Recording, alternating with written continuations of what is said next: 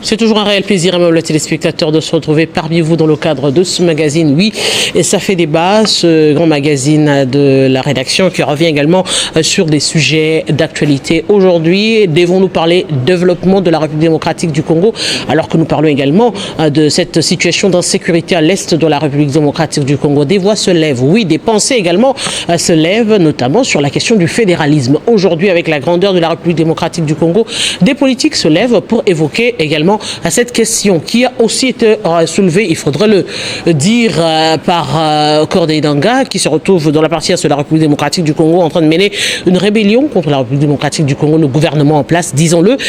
On revient également pour parler de la question du fédéralisme. Devrons-nous analyser cela comme une pensée pour la République démocratique du Congo? Est-ce un lit qui s'installe pour la balkanisation de la République démocratique du Congo? Ce sont des questions qu'on va se poser au cours de ce plateau avec Monsieur Jean-Baptiste Kankonda, qui est membre de l'Union Sacrée et porte-parole de l'Union Sacrée également. Bonjour et bienvenue à vous. Et le pari coché du chef de l'État, le seul et l'unique.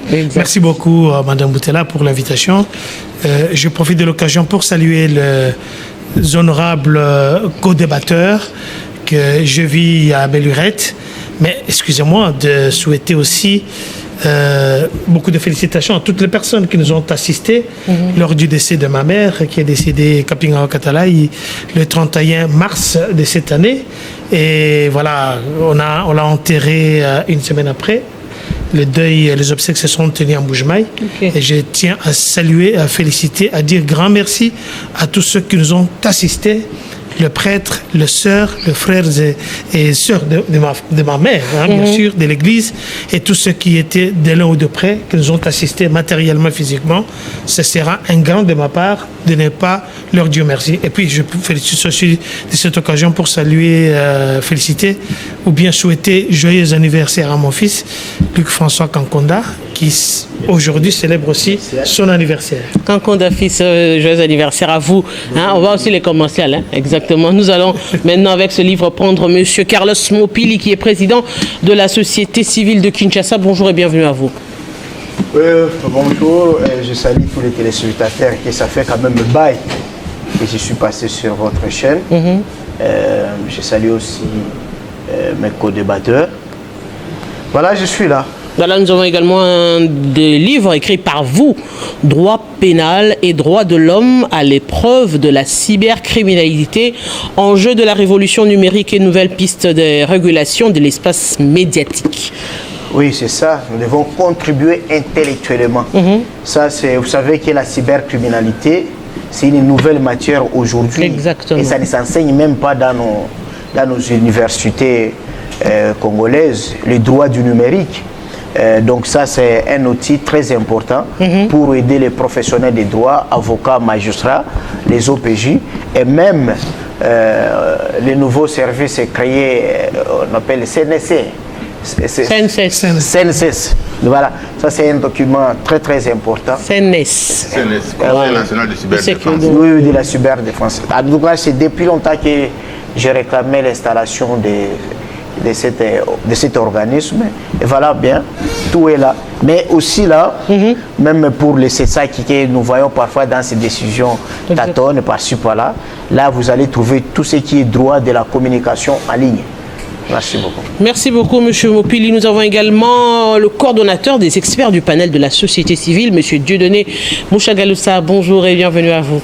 Merci beaucoup, Maman Arlette. Je suis très ravi de vous retrouver après autant de séances auxquelles vous n'avez pas participé. Je salue les co-débatteurs et tous les téléspectateurs, les nombreux téléspectateurs qui nous suivent et qui ne cessent de nous encourager, de nous féliciter. Il est difficile de les citer, mais je suis toujours fier chaque fois que je les rencontre, qui jettent des fleurs à cette émission. Donc, finalement, je me suis rendu compte que s'il faut contribuer pour aider les pays, il faut passer par Télé 50. Chapeau bas à Jean-Marie Kassamba pour cela. Également. Et comme vous avez parlé du livre, droit pénal et droit de l'homme à l'épreuve de la cybercriminalité. Oui, malheureusement, je crois qu'il va falloir demander aux services qui s'occupent de ces secteurs-là, notamment la coordination nationale de cyberdéfense, de pouvoir lire ces livres parce que cette coordination commence, un service de la présidence commence à quitter sa mission principale, à quitter l'ordonnance du chef de l'État et la mission et les rôles qui leur ont été confiés et commence à faire des détentions déjà d'une manière extrajudiciaire. Pendant plus de 30 jours, la coordination de cyberdéfense a enlevé, séquestré, détenu un avocat par sa fonction, Maître Bernard Mpalanko, pour des raisons qui ne sont pas encore connues. Au lieu de le transférer devant son juge naturel, on le maintient pendant plus d'1 mois. Il n'a pas droit aux visites familiales, ni à ses avocats, ni aux soins médicaux. Et nous pensons que des pratiques pareilles sont contraires et c'est la négation même de la volonté du chef de l'État qui veut voir un État de droit et la justice juste pour ce pays. Et là, on sent également la société civile qui s'est exprimée, qui continuera à s'exprimer sur des sujets ayant trait aux droits de l'homme, évidemment. Alors, on ouvre ce débat. Aujourd'hui, si on doit parler développement de la République démocratique du Congo, c'est vrai qu'on l'entend dire, on l'a entendu dire par des différents présidents. On se rappellera ici avec Sarkozy, plutôt avec l'actuel président de la France, Emmanuel Macron, qui est revenu ici à Kinshasa, qui est revenu sur les ressources de la République démocratique du Congo, qui a estimé qu'il faudrait le partager. Aujourd'hui, d'aucuns également estiment que la République démocratique du Congo, dans sa démographie et sa superficie, est grande et qu'il faudrait, dans sa gestion, repenser autrement, d'où cette question du fédéralisme. On est parti de la décentralisation. C'était un des moyens pour également éclater certaines provinces compte tenu de la superficie, pour faciliter le développement et la gestion. Aujourd'hui, une autre question revient sur la question du fédéralisme. Avoir des États pour diriger ou encore accélérer le développement de la République démocratique du Congo. Monsieur Carlos Mopili, on commence par vous. Bon, moi, je vais répondre comme un professeur de droit. D'abord, ce n'est pas un débat pour tout le monde. Ce n'est pas un débat des profanes. Si un profane veut parler de ce débat, c'est comme un homme qui parle le degré de douleur d'enfantement ou d'accouchement. Au moins qu'il soit fou ou rêveur. Alors, ce débat ne date pas d'aujourd'hui. Et je crois qu'aujourd'hui, les gens ne comprennent pas. C'est parce que les gens ne sont pas enseignés au sein de leur parti politique. Les partis politiques violent l'article 6 de la Constitution. Parce qu'il n'y a plus l'éducation de la citoyenneté. Parce qu'on ne peut pas prétendre être politicien avec de lacunes dans l'histoire politique du Congo. Voilà, il y avait 2 débats. Ça dure des cartels avant l'indépendance. Des cartels des fédéralistes. Donc on voit le Mbuta Kasavubu et Moïse Tchombe. Et il y avait le cartel des unitaristes. On voit à la tête Emery Patrice Lumumba, Sendwe et ainsi de suite. Et d'ailleurs même au début, Gizenga, il était du côté du fédéraliste. Alors, c'est maintenant après, comme je deviens enseignant du cours de philosophie du droit, que j'arrive maintenant à comprendre l'esprit du fédéraliste selon Kasavubu. Parce qu'à l'époque, on croyait que Kasavubu était séparatiste. Tous ceux qui parlaient, qui soutenaient le fédéralisme étaient des séparatistes, alors que ce n'était pas ça. Voici pour Kasavubu, il disait ceci. Le Congo, c'est une somme de royaumes, empires et de tribus qui existaient. Et que certaines doctrines considèrent ces royaumes, ces tribus, ces empires comme des États précoloniaux. Donc, la colonisation a fait que nous soyons soudés. C'est-à-dire la colonisation, l'œuvre coloniale, a fait souder des États précoloniaux. Et pour Kasavubu, Moïse Tchombe et les autres, ils croyaient que cette soudure-là, c'est ce qui doit faire que nous soyons un État fédéral et les États précoloniaux restent des États fédérés. Et par conséquent, s'il faut revenir à ces débats et soutenir le fédéralisme, nous devons revoir les découpages provinciaux. Parce que nos provinces ont été découpées selon le principe diviser pour mieux régner. Parce qu'on ne peut pas aller avec le fédéralisme, avec des provinces où il y a un morceau d'une tribu et l'autre un morceau tout. On va se jeter dans un conflit. Deuxième cartel, c'est le cartel d'unitariste de Laurent Désiré Kabila, de Lumumba, comme je l'ai dit, de Tchombe, de Sendwe. Pour eux, les Congo partagent une âme, c'est-à-dire les crimes contre l'humanité dont nous avons été victimes après la traite négrière et après la colonisation. Donc, pour Lumumba, il croyait que à force de nous fusionner, nous serons comme des Français. Aujourd'hui en France, on ne sait plus séparer qui est franc, qui est gaulois. Vous êtes en Espagne, vous ne connaissez plus, ou bien vous êtes en Italie, vous ne saurez pas différencier qui est romain, qui est ostrogoth. Donc, pour Lumumba, c'est la vision que son disciple Laurent Désiré Kabila... Un peu comme le Brésil aussi aujourd'hui. Évidemment, c'est l'esprit que son disciple Laurent Désiré Kabila avec les idées du service national. Avec les services nationaux, on avait déjà lancé 31 centres. C'est-à-dire 3 par province, ce qui fait 10 provinces, 30 centres, et puis Menkao, ici. Qu'est-ce qui nous est projeté? Nous est projeté des centres urbains, des villes, avec plusieurs tribus, comme à Kanyamaka-Sese, où on recrutait 600 jeunes par province. Et qu'on avait 6600 jeunes, et dans chaque brique, c'est-à-dire dans chaque chambre, il y avait 11 jeunes. Chaque jeune représente une province. Et maintenant, ça devrait faire un brassage culturel et on devrait effacer tout ce qui est tribu. Et on devrait parler, nous tous, 4 langues nationales. Ça, c'était la vision qui devrait être concrétisée maintenant plus tard par ceux qui prétendent dire l'UNU. Ils sont de l'unitarisme. Maintenant, aujourd'hui, comment on peut débattre ce débat alors que pour parler de l'État fédéral, c'est une forme de l'État et cette forme doit être consacrée dans la Constitution. Or, notre Constitution aujourd'hui, selon la doctrine, c'est un État régional. Donc, parler de l'État fédéral, ça signifie qu'il faut modifier fondamentalement, la Constitution. Donc, je pense que c'est une erreur peut-être de la presse, parce que les débats, c'est faut-il changer la Constitution ou non? Et lorsque maintenant on dit oui, il faut changer, c'est là maintenant que le débat, faut-il adopter quelle forme de l'État? Et là, les gens peuvent se prononcer si c'est la décentralisation, si c'est le fédéralisme, si c'est le régionalisme. Monsieur Kankonde, puisque le débat a été lancé. Mais je rappelle, je cite comme professeur, pour dire que ceci, en France, lorsque on parle de la France était un État unitaire décentralisé, c'est par rapport à son format féodal, pendant le régime féodal, où nous connaissions qu'il y avait des seigneurs avec des châteaux. On en reviendra justement. Et là, déjà, le roi était là, avec la vénéralité d'office. Le roi avait diminué ses pouvoirs auprès du seigneur. Et les seigneurs commençaient à gérer, ils avaient presque tous les pouvoirs au niveau seigneurial. Et c'est ce qui donne l'image de la décentralisation en France.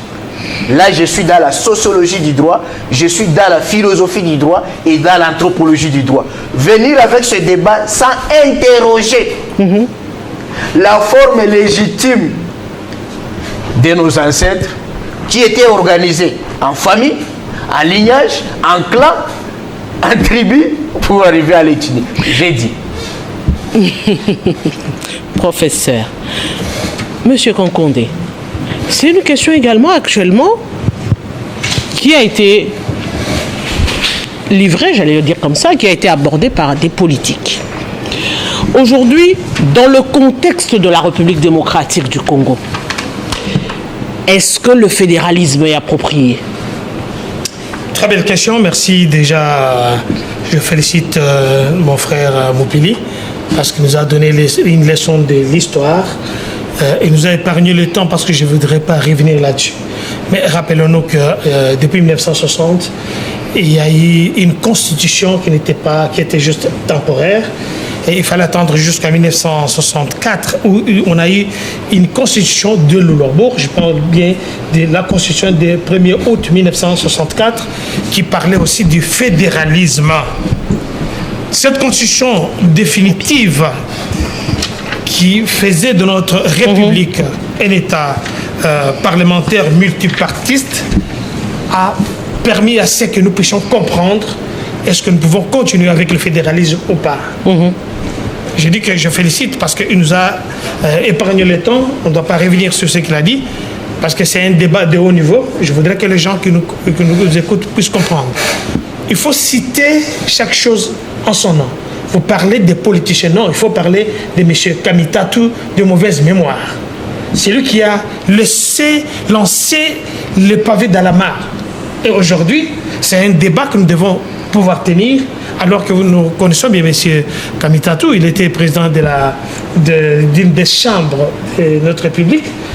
Quand il était président de l'Assemblée nationale, il n'a jamais pris le temps de profiter ni de proposer un débat comme ça. Je rentre en 1640 en France, parce que vous avez posé la question par rapport à la France. Nous parlons ici des Catalans, des nationalistes catalans. Aujourd'hui, la France, jusqu'au moment où nous parlons ici, il y a de ces nationalistes séparatistes qui veulent aussi avoir un État indépendant. Nous parlons de la France. Et quand vous me citez Macron, je ne vois pas quelle est la proposition ou bien qu'est-ce que Macron peut nous apprendre de plus. Parce que vous savez, les Catalans ont dû commettre des crimes imprescriptibles. Ils ont même dû tuer, excusez-moi de le dire devant la télé, un maire, un gouverneur d'une province qui aujourd'hui, ces crimes restent élucidés, et heureusement, parce qu'on a arrêté quelques individus qui ont dit, qui font partie de ces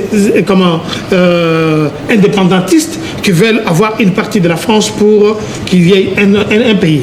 Alors, pour ce qui nous concerne, moi je me dis que c'est une distraction. Parce que la même personne, ou bien personnalité politique, qui ont lancé ces pavés dans la mare, il oublie que si nous devons aller dans comme un fédéralisme, nous devons faire recours au changement de la Constitution, ou soit à la révision de la Constitution. L'article 218 de la Constitution, tout comme l'article 220, nous savons qui est la personne la mieux habilitée, la mieux outillée pour convoquer la population au référendum pour pouvoir soit trancher sur le fédéralisme, soit sur le changement de la Constitution. Alors, quand M. Kamitatu lance ses pavés dans la mare, c'est pour nous dire que, comme il est devenu porte-parole de M. Kabila, il veut nous expliquer que non, voilà, il pousse le chef de l'État à ce que nous puissions aller au référendum. Sont-ils prêts pour que nous allions au référendum pour changer la Constitution? Parce qu'il n'y a aucun article de notre Constitution qui parle ou bien qui élucide clairement que nous pouvons refaire le recours au fédéralisme. Vous avez rappelé ici que nous avons aujourd'hui 26 provinces. Regardez, il y a des provinces où il n'y a même pas de bureau, où le gouverneur ou bien le chargé de l'administration qui s'assoit. Il y a des gouvernements provinciaux qui ne siègent même pas, soit ils sont obligés de louer le bureau ou bien les églises pour pouvoir tenir leurs réunions hebdomadaires ou bien quotidiennes. Alors, quand M. Kamitatu essaie de nous distraire, la réalité est ailleurs. Nous savons qu'il est en train de patauger, il ne propose rien, ils veulent que la République, le Congo, puisse être balkanisé. Ça, c'est le prémisse, ça, c'est l'orientation, ça, c'est ce que nous attendons, qu'eux veulent balkaniser la République, parce que c'est quelque chose qu'ils ont préparé depuis très longtemps. Et aujourd'hui, je peux être fier que nos frères, que ce soit de l'opposition, je parle de la vraie opposition, pas de rebelles. Les rebelles, ou bien les terroristes, on ne joue pas avec, on ne parle pas, on ne discute pas avec. Les terroristes, on les tue. On les pense sur les lieux publics. Alors, quand quelqu'un nous amène un débat comme ça, moi je me dis que c'est des mauvais essais. Est-ce que nous sommes au temps de préparer ou bien de proposer le fédéralisme? Ça va bénéficier à qui? Il y a des provinces qui sont pauvres.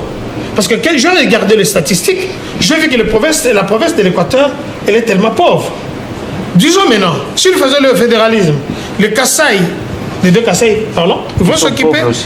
Oui, non, je mets d'abord les barrières, les fondations. Donc vous avez parlé de l'Équateur pauvre. Alors que Bujima, c'est très pauvre, où il y a l'exode réel à cause de la pauvreté. Nous parlons, bon, si vous n'avez pas le temps, donc ce n'est pas votre temps d'antenne, vous pouvez réfléchir après. Nous parlons de la richesse minière sur le plan agriculture. Vous devez savoir que depuis le 18 ans de M. Kabila, il n'a jamais construit... Mais les Bangala mangent bien, ils boivent de l'eau que les Kasaï aujourd'hui. Je viens du Kasaï, vous n'y avez jamais été. Non, j'étais là. J'ai dit, moi je viens du Kasaï, ça fait 3 jours que je viens du Kasaï. Vous êtes Restons dans les débats. Restons dans les débats. On est en train de parler, oui, je vous protège. Je connais le collateur, je connais les joueurs et son entraînement. Là, je connais même son entraîneur. Je suis en train d'expliquer ici, c'est un problème général. Je regarde les statistiques par rapport à l'Équateur. Je n'ai rien contre l'Équateur. J'aime bien ce côté-là. Mais quand nous regardons les richesses minières des sous-sols, nous voyons que le Kasaï, il y a le diamant, que ce soit le diamant artisanal, que ce soit le diamant industriel, alors qu'à l'Équateur, il n'y a rien. Quand nous regardons par exemple le Kwilu ou bien le Congo central, il y a quand même des richesses minières que nous pouvons. Alors, il y a des provinces dans cette, j'ai dit, unité, nous sommes complémentarité. Nous sommes complémentaires. Alors, moi, je ne peux pas permettre aujourd'hui que M. Kamitatou, de mauvaise mémoire, qui n'a même pas un passeport congolais actuellement, qui est expiré, puisse lancer ces débats au moment où le pays est attaqué. Alors que ce soit l'opposition, que ce soit le parti au pouvoir, nous avons l'obligation d'abord de maintenir cette cohésion nationale, n'est pas se disperser pour donner l'occasion à M. Kagame, qui a tout perdu, qui est en débandant d'aujourd'hui, qui n'a pas une politique sur le plan économique et sur le plan sécuritaire de nous donner ou bien de lui donner les béquilles. Alors, ce que moi je propose ici, c'est que le Congolais puisse comprendre. Moi, je me frère de l'Équateur, je me frère du Kasaï, je me frère du Bandundu, de l'Est de la République, un peu partout, Bukavu, Goma, ainsi de suite. Nous ne voulons pas de cette proposition. Quand vous posez la question à quelques amis avec qui je parlais à Bukavu ce matin, d'ailleurs, même avant, ils me disent, mais non, on ne veut pas. C'est ce que ce monsieur est en train de proposer. Il n'a jamais, ça fait très longtemps qu'il n'est pas venu à Bukavu, ça fait très longtemps qu'il n'est pas allé à Goma, peut-être il y est déjà parce que ce sont des terroristes qui viennent nous proposer à ce que nous puissions indexer une partie de la République au Rwanda. Mais ils sont au sol de qui? Ça, c'est la question que nous se pose. Vous estimez que cette question soulevée du fédéralisme, c'est en rapport avec la guerre d'agression actuellement, avec les territoires occupés? Effectivement, parce qu'on a compris que M. Kamitatou, non seulement qu'il a un poste de porte-mallette, il est devenu maintenant porte-parole de M. Kabila. Et on a compris que ce qu'il dit, c'est M. Kabila qui les pense d'une manière ou d'une autre. Alors, est-ce qu'on a besoin de fédéralisme? Est-ce que ça nous aide en quoi? On a vu ici, nous étions à 11 provinces, nous sommes maintenant à 26 provinces. Qu'est-ce qui a changé? Est-ce que ça nous aide? Est-ce que ça aide la population de 26 provinces?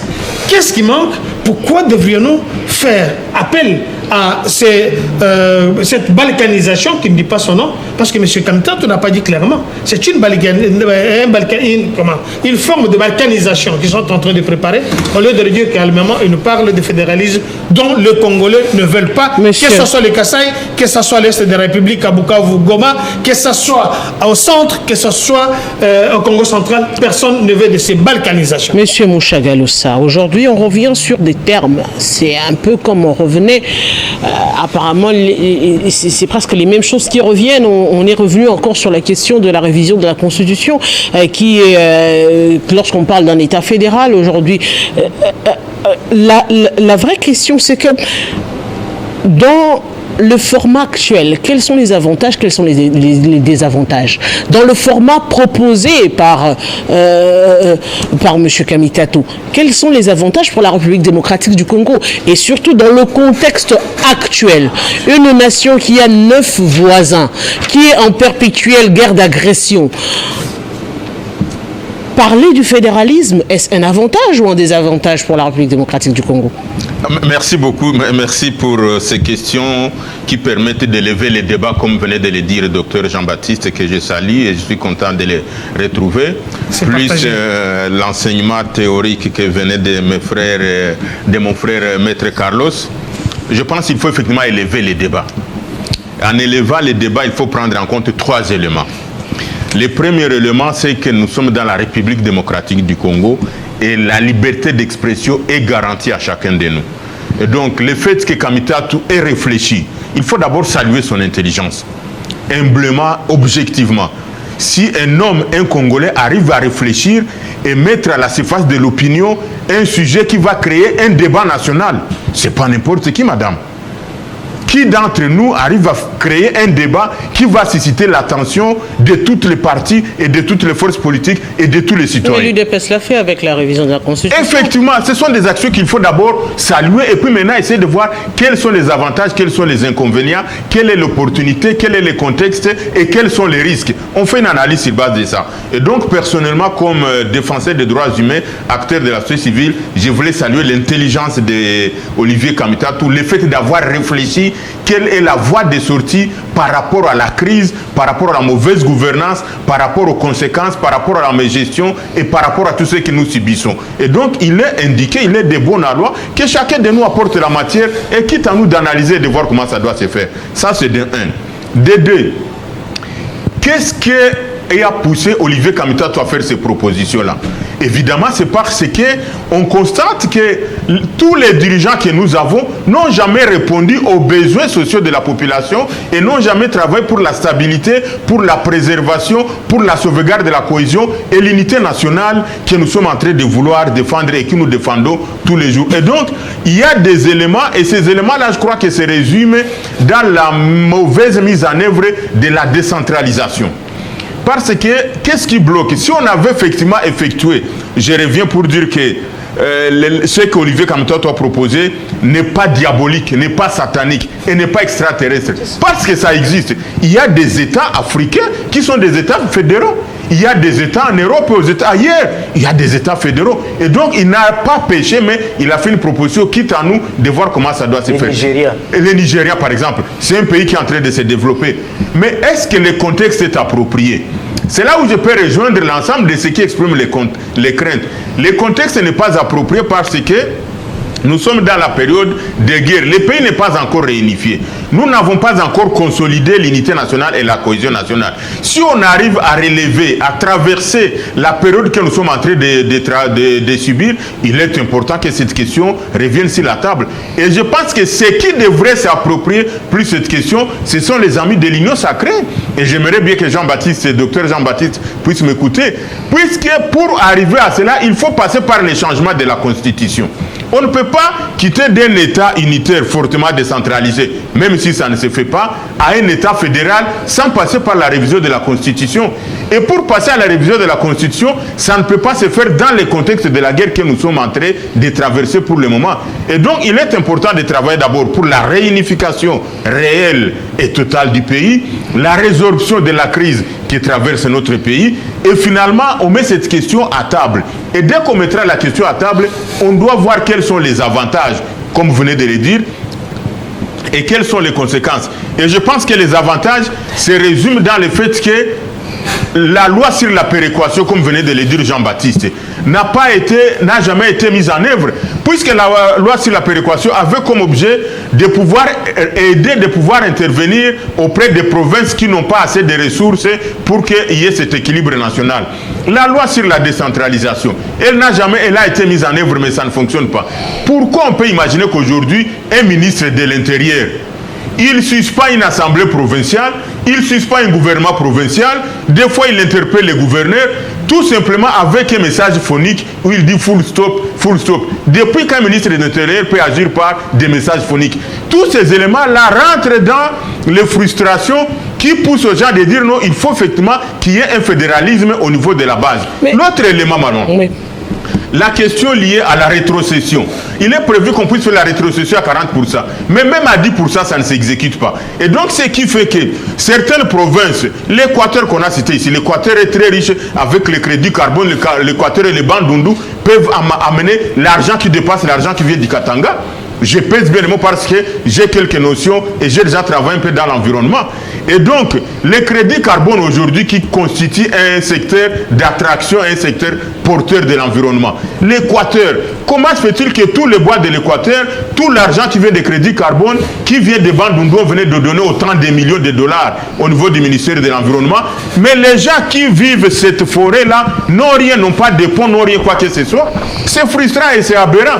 Comment se fait-il qu'au Katanga, on est en train d'exploiter de l'or et des minéraux, mais pour jeter un pont, pour construire une route, il faut demander l'autorisation de Kinshasa. Et dès que l'argent quitte le Katanga, ou l'Équateur, ou le Bandundu, ou le Kasaï avec les diamants, ça arrive à Kinshasa, l'argent rentre dans les poches des gens, et malheureusement cet argent entre dans les poches des gens avec l'impunité, où on ne les demandera jamais avec autant de millions de dollars. Vous imaginez, madame, l'argent des crédits carbone pour l'Équateur seulement ou le Bandundu, ça peut construire combien d'écoles? Mais vous trouvez là, il y a des écoles qui n'ont même pas de bois. Au Sankourou, j'ai déjà fait le Kasaï, peut-être plus que mon frère Jean-Baptiste. À ce moment, j'étais dans un projet sur l'installation de la réserve naturelle de Sankourou. Et donc, vous trouvez que les gens sont dans une pauvreté extrême. Pourtant, il y a des ressources valables. Et donc, il est important que ces débats puissent être mis à la surface du public, les moments venus après la récupération de l'intégrité territoriale, la fin de la guerre, pour qu'on puisse en parler. Monsieur Mouchakalou, cela c'est de manière scientifique et intellectuelle. De manière politique, est-ce que ce n'est pas un débat qui a été justement lancé aujourd'hui pour crédibiliser cette agression, du moins avec le contexte actuel où les occupations, il y a Goma, il y a Bukavu qui se retrouve entre les mains de Corneille Nangaa. Finalement, on n'avance pas, on ne recule pas. Est-ce qu'on peut s'arrêter là? Est-ce qu'on peut aujourd'hui arriver à donner une autre forme de négociation, c'est-à-dire arriver à négocier avec Kinshasa dans la possibilité de nous gardons la partie que nous avons, vous gardez la partie que vous avez? Non, non, je ne pense pas. Je crois qu'il y a un problème d'infox. Vous êtes spécialiste de la presse, donc quand on parle du fédéralisme, on ne parle pas de la balkanisation. On reste dans un État unitaire, mais un État fédéré. Donc les États font partie intégrante de la République du Congo, s'il faut parler ainsi, si j'enlève démocratique et fédéral, en attendant qu'on arrive à une compréhension globale, c'est là qu'on pourra mais le justement, faire. les États, la particularité des États, c'est que les États sont autonomes. C'est vrai qu'ils sont autonomes de pouvoir penser leur développement. Autrement, d'avoir des lois propres aux États, parce que vous le savez, tout comme aux États-Unis et ailleurs, on peut ici, on abolit la peine de mort, là-bas, non, là c'est la prison à vie, de l'autre côté on dit non, on condamne l'avortement, de l'autre côté non, et c'est qui fait que quelqu'un peut quitter par exemple New York pour aller dans une autre ville, ou par exemple les chirurgies esthétiques et autres, ça c'est des manières un peu terre à terre qui sont autorisées. C'est vrai. On se dit maintenant, est-ce qu'avec le contexte des États en République démocratique du Congo actuellement, est-ce que cela pourrait marcher? Parce qu'on sait très bien, déjà de manière unie, nous avons cette guerre d'agression dans la partie est de la République démocratique du Congo qui continue et qui continue. Est-ce que demander aux États aujourd'hui d'être autonomes ne peut pas créer des alliances avec des pays voisins, ne peut pas créer des alliances avec les autres nations notamment? Ce sont des questions également que le Congolais se pose pour dire finalement, on veut légitimer aujourd'hui, on veut aujourd'hui accorder du crédit au fédéralisme. Dans quel but? Non, effectivement, les craintes là, ce sont des infox qu'on est en train de mettre dans l'opinion. Un État fédéré, il appartient à la RDC, il ne peut pas aller faire une diplomatie externe en dehors de la... Donc il y a des questions liées à la nation en tant que telle, et il y a des questions spécifiques liées au développement, si je peux me permettre le mot, au développement local. Et il faut signaler que ce n'est pas un débat nouveau, parce que ça a été parlé dans la constitution de Lulabour. La conférence nationale souveraine qui avait désigné Tshisekedi comme Premier ministre avait privilégié cela. Et même San City, où est venue la question de la unité de l'État fortement décentralisé. C'est parce qu'effectivement, il y avait des gens qui prônaient le fédéralisme et il y a les gens qui prônaient l'unité fortement centralisée, comme le disait le professeur Carlos. Alors on a essayé de réfléchir qu'est-ce qu'il faut trouver comme mécanisme. Et j'ai encore en mémoire que l'idée était venue, non pas des experts que par exemple, mais d'un Congolais qu'on appelle Gervais Tiralurwa Nkunzimwami, qui venait du dialogue et qui était sénateur, qui est du Kivu, du sud Kivu et peut-être de mon village. Tout simplement parce qu'il y a ceux qui disaient que le Kivu va être avalé par le Rwanda. Ce qui n'est pas le cas. Alors on a dit qu'il faut couper la poire en deux et faire l'État fortement décentralisé. Malheureusement, cet État peine à être mis en exécution. Et ce qui commence à pousser les gens de réfléchir de plus en plus. Et donc, je voulais apaiser l'opinion en disant ceci. Le fédéralisme ne va pas faire la balkanisation du pays. Le fédéralisme ne va pas faire que des pays voisins viennent chez nous. Il n'y a qu'un pays voisin qui nous fait du problème pour le moment, c'est le Rwanda. Donc il ne faut pas croire que parce qu'on va faire le fédéralisme, la Zambie ou bien l'Angola. L'histoire également de la République démocratique du Congo permet aux Congolais justement de réfléchir, parce qu'on a parlé de la sécession katongaise qui revient à chaque fois. Cette image également, il faudrait arriver à donner des assurances, par exemple, sur cette question. Effectivement, je crois que ce sont des aspects, comme j'étais en train de dire. Donc, il y a deux préalables. D'abord, au premier plan, il faut d'abord arriver à récupérer l'intégrité territoriale, terminer la guerre. Et à ce moment, on est en bon état, s'il faut dire ici, on est vraiment dans une nation stable et tout ça. Deuxième chose, il faudra passer au changement de la Constitution. Et le changement de la Constitution ne peut pas se faire dans le contexte actuel tant qu'on n'aura pas réuni toutes les forces politiques et sociales qui peuvent décider cela. Et à ce moment, in fine, on essaie de voir quels sont les avantages, quels sont les inconvénients de la République fédérale, si jamais il pourra exister. Et si on trouve qu'il y a plus d'avantages que d'inconvénients, si on a les garanties, comme vous venez de le dire, si on a pris les mesures garde-fous pour éviter que ça ne peut pas arriver à la balkanisation, que ça ne peut pas permettre aux pays voisins de nous avaler, que ça ne peut pas déchirer la cohésion nationale, moi je crois qu'il ne faut pas avoir peur de pouvoir mettre la question sur la table et d'en discuter fortement. Parce qu'effectivement, comme j'étais en train de le dire, ce qui pousse aux gens de réfléchir, c'est parce qu'on n'arrive pas à faire une bonne gouvernance. Mais si on appliquait toutes les mesures prises de mise en œuvre de la décentralisation, on n'arriverait pas à arriver à ce point-là. Et donc, il y a plus de peur, il y a plus de supputation que de réflexions profondes par rapport à cette question-là. En parlant de supputation, encore des constats aujourd'hui, disons-le, avec la question, par exemple, du régionalisme. Aujourd'hui, on voit les élus, les gouverneurs, par exemple, qui doivent être forcément des ressortissants de X province pour diriger telle province aujourd'hui. Et ce sont des questions également qui ont renforcé, je dirais, des mesures aujourd'hui qui ont un tout petit peu renforcé la question du tribalisme, parce que les gens n'ont pas compris l'idée justement recherchée derrière cela.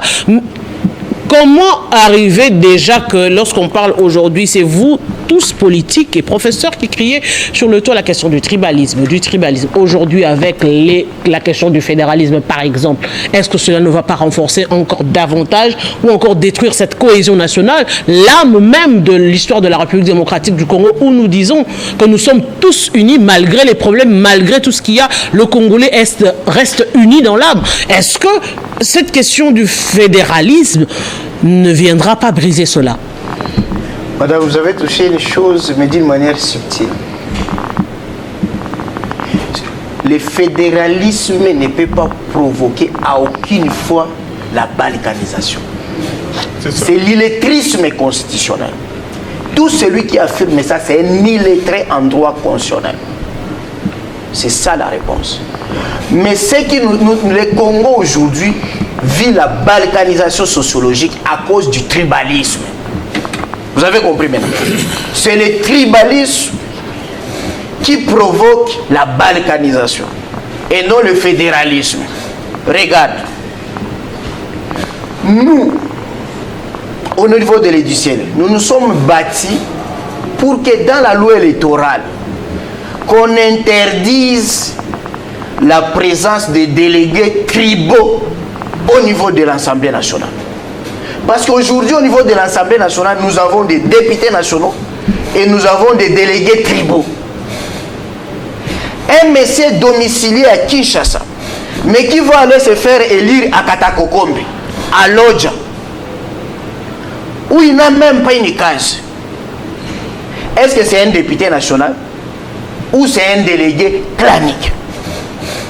Voilà les choses qu'il fallait proscrire. Et cela, dans d'autres dossiers, ça ne se fait pas. On ne peut pas postuler dans une circonscription où on n'est pas domicilié depuis 5 ans. Ça, c'est ce qui renforce le tribalisme, le clanisme. Autre chose, la loi portant statut des partis politiques, qui impose que pour créer un parti politique, il faut qu'il y ait le représentant, c'est-à-dire les cofondateurs, de 26 provinces. Mais le parti présidentiel ne respecte pas ça. Je n'ai pas reçu de l'UDPS. Et d'ailleurs, je me pose la question, vous allez commencer à faire cet exercice des statistiques. Depuis que vous êtes là, depuis 5 ans, la plupart des communicateurs de l'Union sacrée ou du pouvoir viennent seulement du centre. Pourquoi ça? Pourquoi ça? Ça, ce sont des choses qui renforcent la balkanisation sociologique. C'est-à-dire, à l'UDPS, après président Fachi qui est du Kasaï, on devrait mettre même une marionnette, même un figurant des Bandundu, de l'Équateur, pour ne fût-ce que tromper l'opinion, même sur le plan de consommation cosmétique. J'ai dit ça. Mais la volonté, c'était qu'il faut mettre quelqu'un d'une autre province. Comme c'était à l'époque du fait Etienne Tshisekedi, c'était le secrétariat tourné. C'est comme ça que Kabound était désigné, croyait qu'il était Katangé. Le fédéralisme, lorsqu'on parle d'un État fédéral, il y a deux niveaux, c'est-à-dire au niveau de l'État fédéral et il y a le niveau des États fédéraux. Mais il y a des compétences.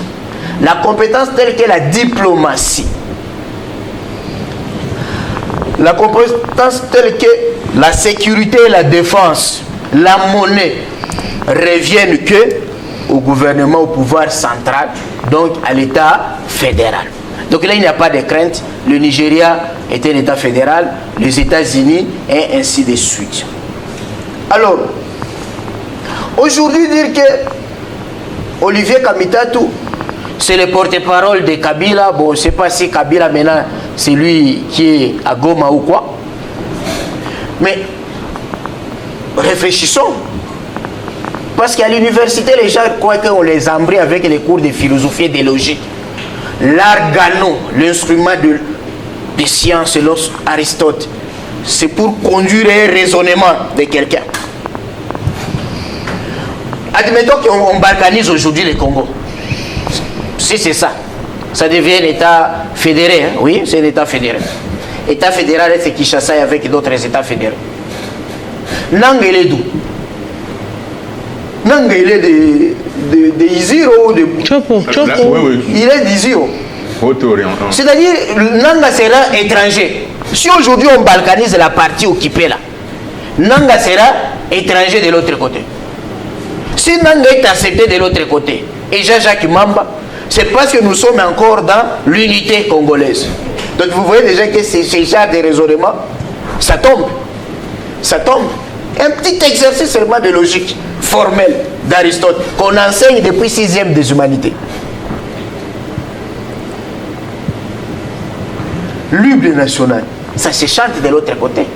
J'ai demandé au ministre Mouyaya d'aller à l'IFACI qu'on conçoive un nouveau narratif.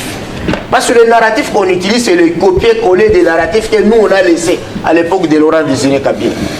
Et ça a bien tourné parce qu'il n'y avait pas encore de réseaux sociaux. Lorsqu'on disait qu'il y a la balkanisation à l'Est, c'était difficile de vérifier chez Mouchagaloussa si les Rwandais ne déplacent pas des bords. Nous, on croyait que les Rwandais déplaçaient des bords. Nous, on croyait que les dieux donnés qui étaient sous RCD chantaient déjà l'hymne national du Rwanda. Mais aujourd'hui, avec les réseaux sociaux, dans le meeting, et on commence avec l'hymne national, ça tombe. La guerre du peuplement. Mais quand on comptait les déplacés de guerre, de quitter Goma et de rentrer à Rutshuru, à Bunagana, nous avons, c'est nous qui représentons la société civile, force vive là. Nous demandons, est-ce que vous avez retrouvé vos maisons? Vous avez retrouvé vos champs? Nous avons des réponses, ok? Le problème c'est quoi? Moi je pense que quand quelqu'un observe que rien ne marche, la gouvernance sadique et inhumaine qui viole l'article 58 de la Constitution sur la justice sociale, on se dit, qu'est-ce qu'on peut faire? qu'est-ce qu'on peut faire? Parce qu'on voit que tout l'argent s'est concentré à Kinshasa.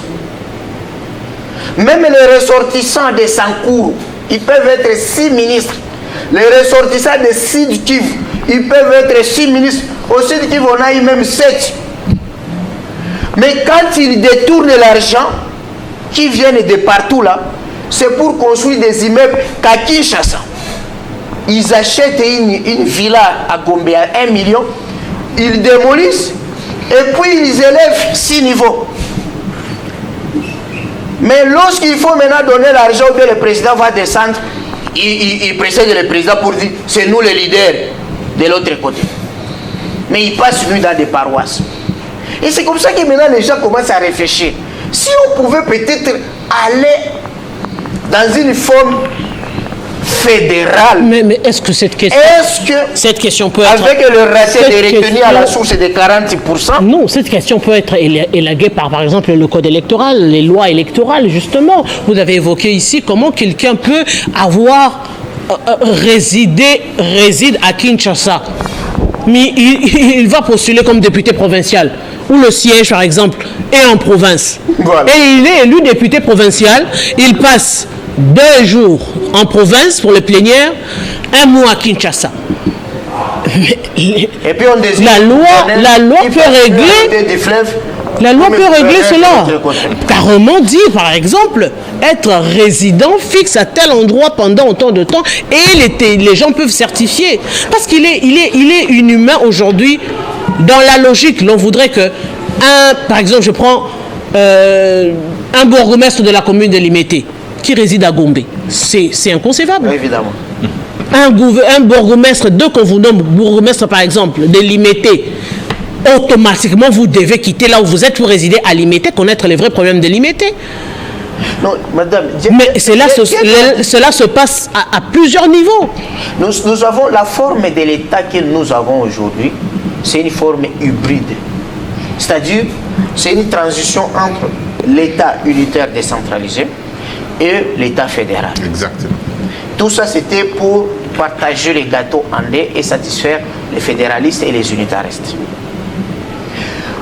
Avec la retenue à la source, parce que c'est ce qui est constitutionnel, pas la rétrocession. Mais Kinshasa a fait les Pomba. Et c'est comme ça que certaines personnes croient que, avec le fédéralisme, les Pomba de Kinshasa peuvent être quand même diminués. Mais est-ce que ce n'est pas... S'il vous plaît, madame, je descends par là. Oui, je chute pour dire quoi? Vous voyez par exemple la province de Lualaba, avec notre gouverneur Fifi Masuka,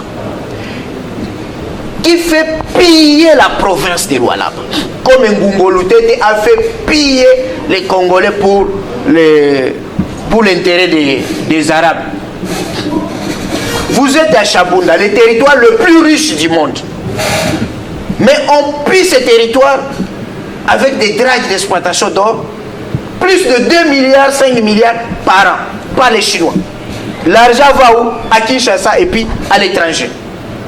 Vous êtes à Pangi, c'est là où il y a Sakima.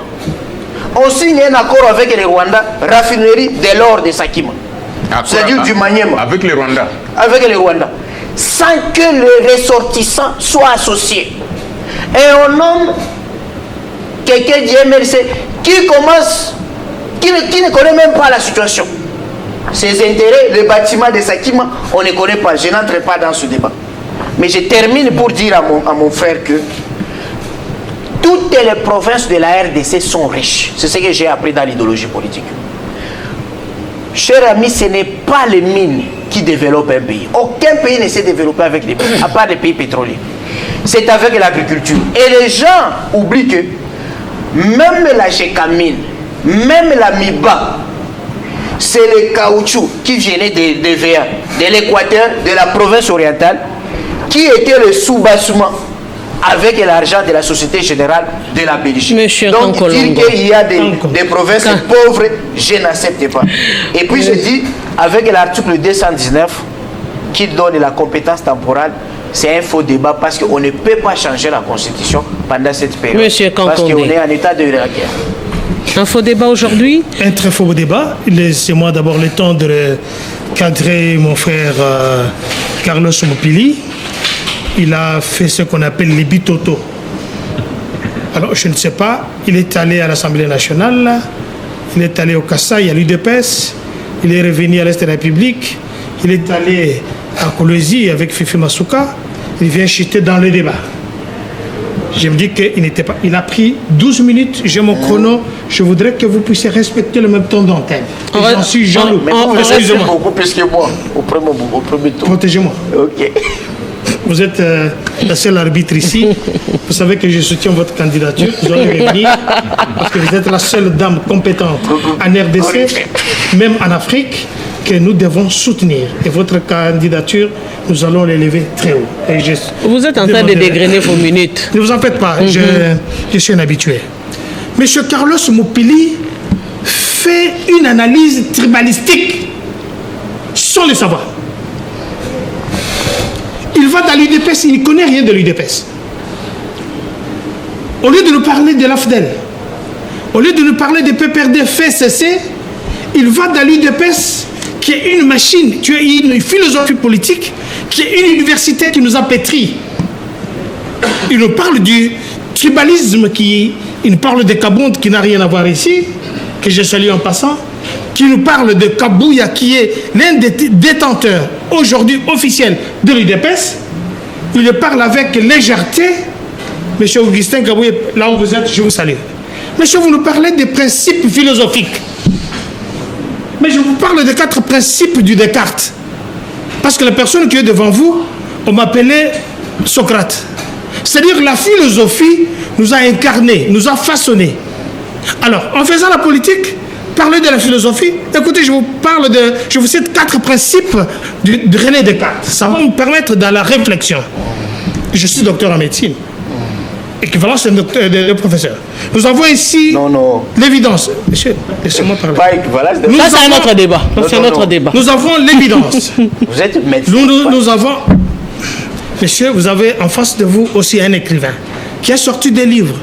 L'un des livres vendus, toujours à l'armateur, Monsieur Kankonde, permettez-moi de le recadrer, a vendu revenez dans plus le de débat. 40 000 exemplaires et traduit. Vous êtes en train de dégrainer vos minutes. Non, excusez-moi, je dois recadrer d'autres choses. Revenons dans les parce débats. que tu vois, sur les débats intellectuels... N'allez pas là, allons dans le débat d'idées. Dites-le, protégez-moi. Je lui parle ici de l'évidence.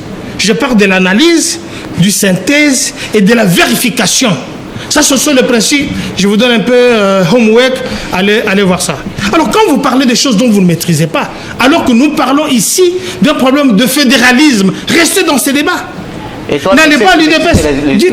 Monsieur Mopili, laissez-les terminer. Non, mais moi, je ne l'ai pas attaqué. Il ne peut pas dire que je ne maîtrise pas parce qu'il maîtrise moins.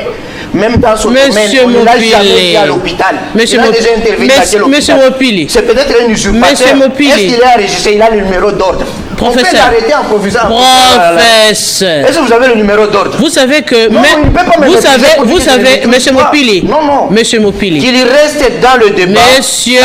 Ça des attaques. Vous savez que ça me rappelle même le spot qui passe sur nous avec monsieur Mopili. Vous vous rappelez? Voilà, on continue. Je voudrais qu'il retire la parole. Je ne l'ai jamais dénigré.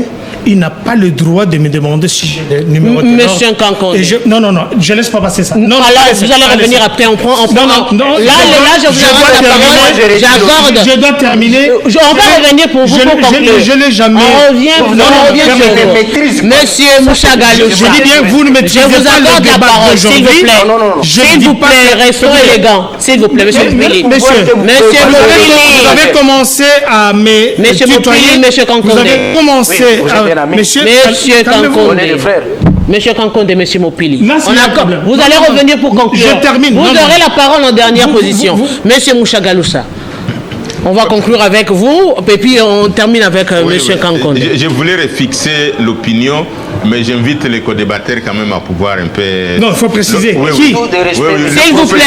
S'il vous plaît. Je retire ce que j'ai dit pour vous. Bon, alors, je pense il ne faut pas nous livrer ce qu'on avait vécu l'autre fois dans une émission, ça fait débat et ça m'avait donné de ne plus revenir. Heureusement que madame s'est recadré les choses, contrairement à ce qu'on avait vécu l'autre fois avec quelqu'un d'autre. Et donc, je voulais refixer l'opinion en disant... il y a plus de peur que de mal. Et donc, ceux qui parlent de la balkanisation, la RDC ne sera jamais balkanisée. Ça, c'est un acquis.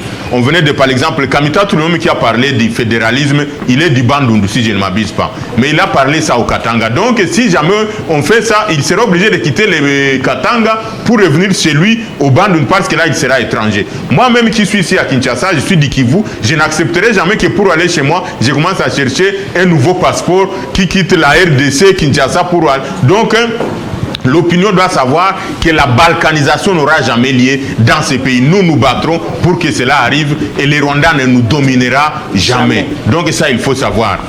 Deuxième élément, si les gens commencent à réfléchir, c'est parce qu'il y a une mauvaise gouvernance. On ne peut pas ne pas le dire. L'argent quitte toutes les provinces, ça arrive à Kinshasa, l'argent est détourné peut-être à la limite par 4, 5, 6 personnes. Et les personnes là prennent l'argent, il n'y a pas de rétrocession, il n'y a pas des hôpitaux, il n'y a pas de ponts, il n'y a pas d'hôpitaux, il n'y a pas d'école, il n'y a rien, il n'y a pas de marchés qui sont construits, alors qu'on produit l'argent là-bas.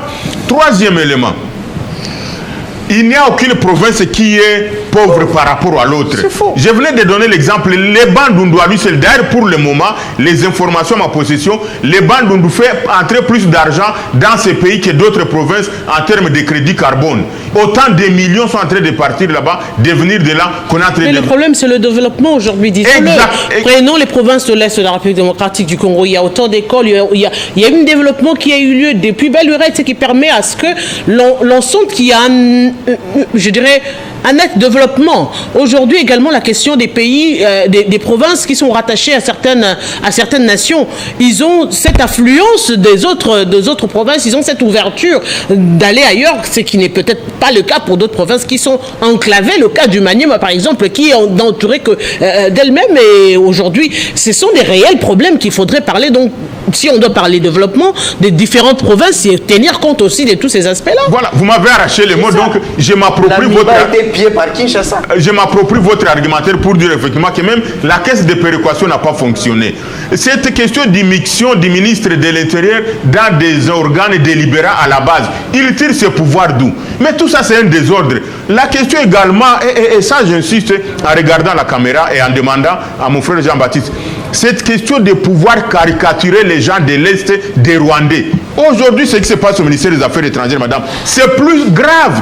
Alors qu'il y a une grande dame que je respecte et que je salue, la ministre Wagner, qui fait un très bon boulot. Mais au niveau de la délivrance ou des passeports, quand on trouve, vous avez un nom kilométrique, comme Mouchagalou, c'est qui bon, heureusement, moi, on ne me qualifie pas de Rwandais parce que j'ai une grosse tête et un gros nez.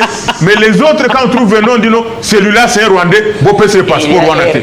Vous imaginez. Et donc, quiconque dit Kivu, on commence à... Donc, ces frustrations-là, il faut que ceux qui nous dirigent, il faut que les services, effectivement, dans l'air d'est, puissent prendre en compte ces éléments-là et voir comment on peut désintoxiquer l'opinion pour que nous tous, nous puissions nous sentir à l'aise au même pied d'égalité. Et ça, nous avons évité de la question, c'est la question des noms ou la question des origines, parce que c'est vrai, aujourd'hui, on ne sait pas identifier réellement les vrais défauts.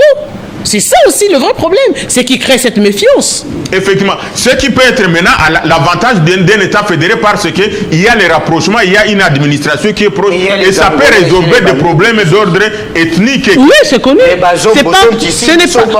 non, ce n'est pas un cas. Ce n'est pas un cas à part aujourd'hui, disons-le, M. Mopili. Il y a un problème de l'agression par l'Est de la République démocratique du Congo. C'est vrai que vous, les politiques, vous parlez tantôt de l'infiltration et autres.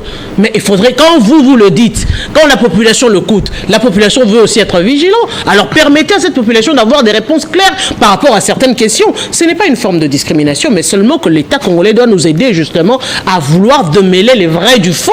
Exactement, nous sommes en train de... Donc il faut éviter cela. Et comme vous parlez de l'infiltration, moi cette histoire-là, même si ce n'est pas le sujet du débat, je n'ai jamais cru à ça. S'il y a l'infiltration, qui a la signature qui peut aider à ça? Si on connaît les infiltrés, qu'on les arrête. Pourquoi on doit continuer à dire qu'il y a des infiltrés dans l'armée? On connaît les... Nous avons vu le chef de l'État nommer autant de personnes. Il a le pouvoir discrétionnaire de nommer un militaire au niveau qu'il veut, de relever des autres et de mettre en retraite. Pourquoi on doit continuer à parler des infiltrés infiltrés basales? Si on les connaît, qu'on donne leur nom, qu'on soumette ça au chef de l'État, que les services les disent, qu'on les énacle dans l'armée et comme ça on va gagner la guerre. Mais vous savez qu'il y a des infiltrés, vous continuez à les garder. On nous prend pour qui? Pour ne pas comprendre ce qui se passe. Non, on doit éviter ça. Monsieur Kankone, vous allez conclure justement. justement avec votre réaction en ce qui concerne cette question du fédéralisme ou pas, fédérer la République démocratique du Congo, avoir des États, des provinces qui deviendront des États fédérales.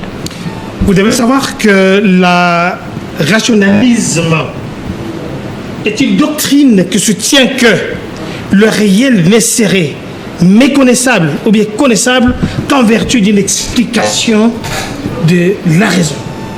Ça, c'est le principe philosophique de René Descartes. Je dis qu'on m'appelait Socrate. Et je voudrais signaler ici que celui qui a besoin d'un débat, d'études, je voudrais qu'on ait une émission spéciale là-dessus.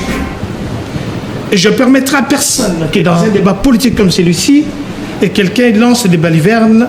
Après ça, il y aura des plaintes. Ne venez pas nous dire parce que vous avez dit c'était dans tel ou tel contexte. Ça sera notre avantage parce que vous aurez l'argent à payer au commercial. Donc, on va s'en réjouir. Ça va nous permettre à ce que chacun puisse garder la bande. On a vu dans ces pays les gens venir de ce zoo avec les bottes en caoutchouc qui sont devenus présidents de la République. Ils n'ont jamais eu des collègues de l'école. C'est les pics qu'on vous reproche, justement. Alors, j'aime ça. Moi, j'aime ça. Écoutez, j'ai le respect pour des personnes qui parlent. Concluez, M. Mopili. Concluez. Je ne suis pas M. Mopili. C'est un frère et un ami. Il s'est excusé. Mais il faut avoir un débat de haut niveau. Permettez. Ce que j'aime sur ce plateau, justement, c'est M. Kankonde. Parce que vous avez des idées préconçues. Permettez-moi, justement. Encore une fois, vous m'interrompez. Oui, je vous interromps. Permettez-moi d'abord. Je vous interromps justement pour vous donner la parole et une dernière parole parce que nous n'avons que 2 minutes. Très bien. Vous avez compris la déclaration de M. Mopili, professeur que je respecte beaucoup, tout comme à mon ami M. Ngaloussa, avec qui on partage, qui fait des méli-mélo. Nous parlons ici des affaires étrangères. Nous parlons d'une dame, Madame Wagner Kaikwamba, qui fait un travail exceptionnel pour la République, pas pour un individu. Non, ça c'est vrai. Et ça, tous, unanimement, nous devons la jeter de fleurs. Soutenir les efforts qu'elle a pu mettre là où les autres ont échoué, elle est en train de réussir.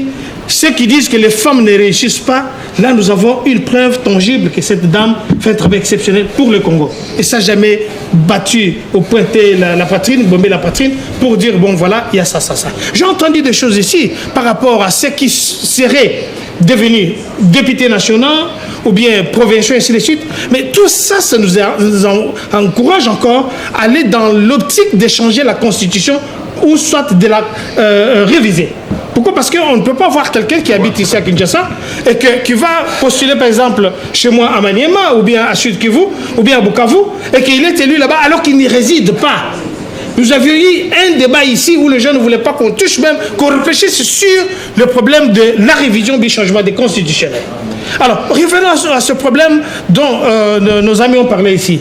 Nous avons le droit de réfléchir en tant qu'intellectuels, parler des grandes personnalités, parler de projets et de parler des individus.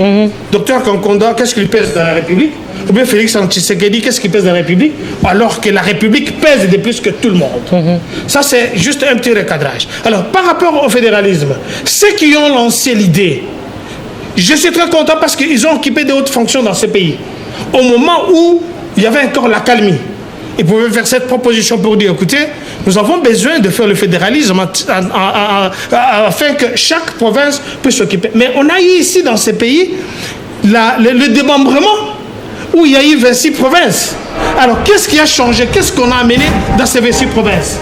Et je vais chuter en disant à notre frère, Mouchangaloucha et mon ami, que quand un politicien lance une idée, c'est quelque chose qu'il a déjà pensé depuis plusieurs années. Ce n'est pas une idée qui vienne comme ça, c'est-à-dire quelque chose de pensé pour jeter une humiliation, provoquer une idée, un débat, alors que nous avons un grand problème de l'Est de la République qui est entre-temps. J'ai terminé. Monsieur Mouchagaloucha, je vous dis grand merci. J'ai dit grand merci également à Monsieur Kankonde.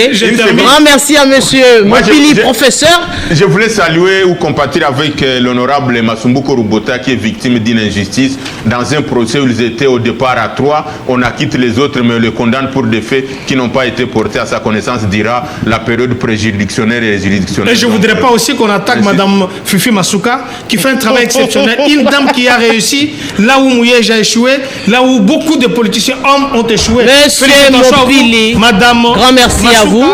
Et votre équipe et votre groupe. Monsieur Konkonde, grand merci également, Monsieur Mouchagaloussa. Je le dis toujours, hein, ce plateau, on s'en réjouit parce qu'il y a l'élégance. L'élégance reste là. Et oui, on peut débattre, on peut se fâcher, mais on reste quand même élégant sur ce plateau. Et c'est ce qui est une très bonne chose. Aimables téléspectateurs, c'en est fini de Ça fait débat. On se retrouve très prochainement avec le même plaisir. Merci.